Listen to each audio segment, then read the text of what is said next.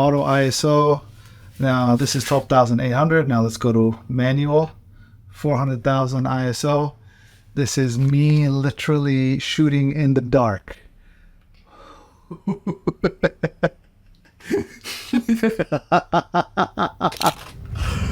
Wow.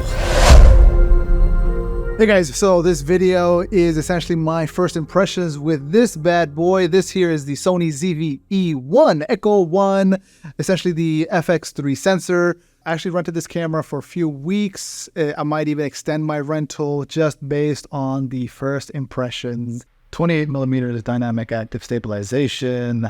This is at 40 millimeter. I don't know what the picture profile is.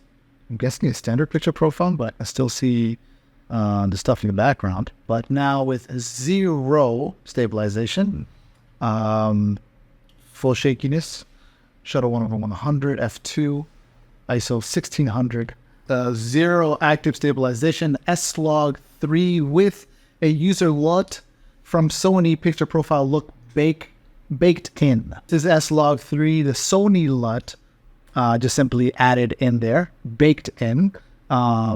That's what this looks like. I am still on auto ISO, but yeah, I think this is probably going to be our winner. Things that I am looking forward to exploring with this camera over the next few weeks. One, I'm going to Denver to visit family, just take some time off of, well, I don't know if I'm going to be taking time off of work, be taking some work with me. But you know, new environment, new experience. We got a number 2 baby on the way, hopefully soon. And so I am looking for something that would be my regular everyday carry that would suit me in almost all situations. I have a feeling that the Sony ZV-E1 is going to be that camera. And the reason I'm saying this is because this camera seems to have everything that I was hoping for the Canon R8 to have and more. But before I get into that and get my hopes too high, one of the things I am looking to, these are the list of curiosities that I have with regards to this.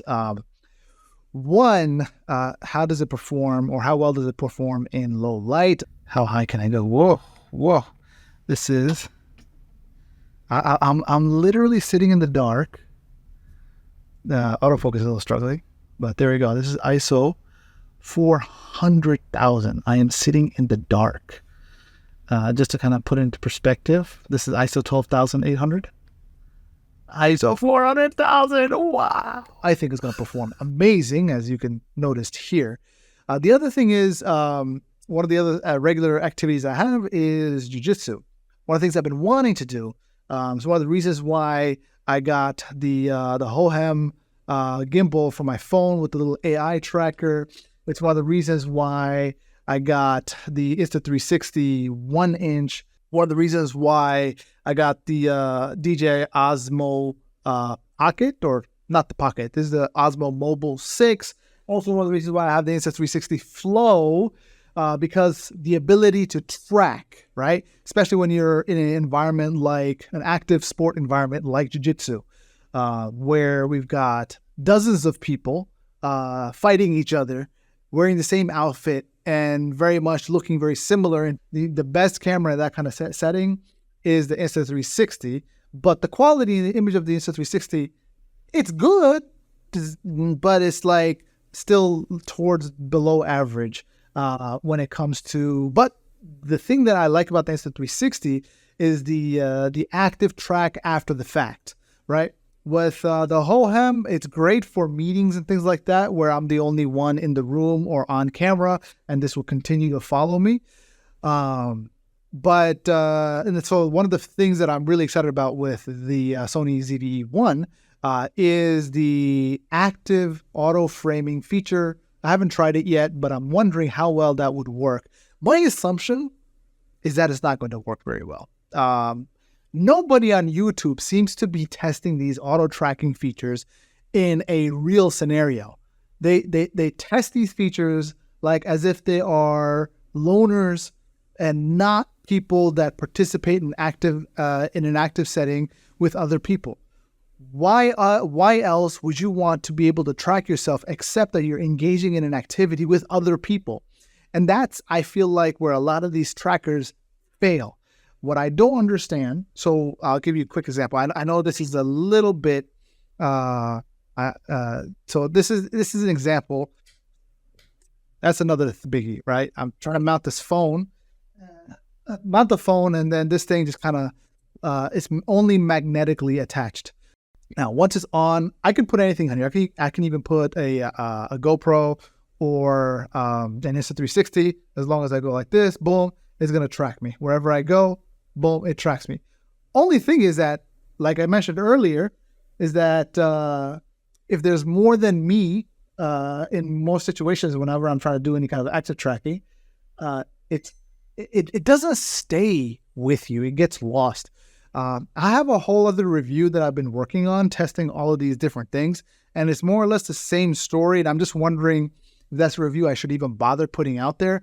Let me know in the comments below if that's something that you would be interested in.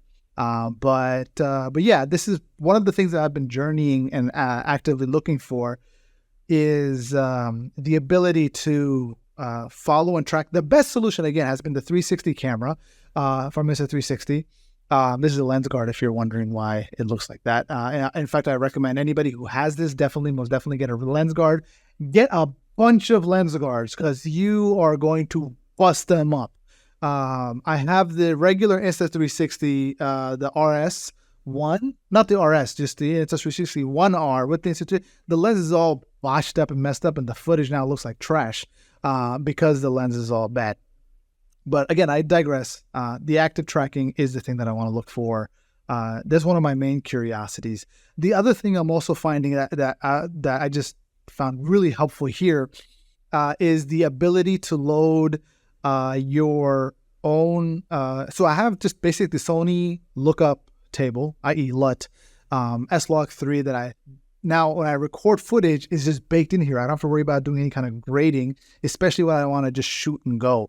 Basically, these are some of my curiosities, auto framing, the use of it without doing much editing, and basically be able to, because right now the other thing is also in the case of this home videos, family, and jiu-jitsu, I more or less run around with this, right? This here is a GH5, right? Top handle, and I use this open gate recording on the GH5, about 5K or 6K, something like that. So whenever I'm doing any vertical content, this kind of comes in handy. This is good. I also like the fact that I got shutter angles and I got incremental, flicker, right? That's the other thing, because a lot of the places that I'm shooting in, they tend to have these cheap LED lights. And I think that's becoming the standard across the board.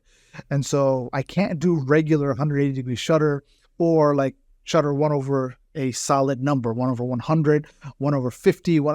I always get flicker. And so this thing actually has a feature in here that's like anti-flicker, so you can automatically detect what that is. The GH5 has the ability to dial into your flicker settings in smaller increments, and so does the special features on both Magic Lantern setups on the 5D Mark III, as well as the EOS M Magic Lantern crop mode.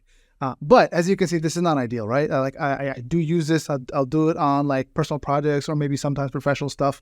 But it's a chore to take this out. So this here is a simple grab and go.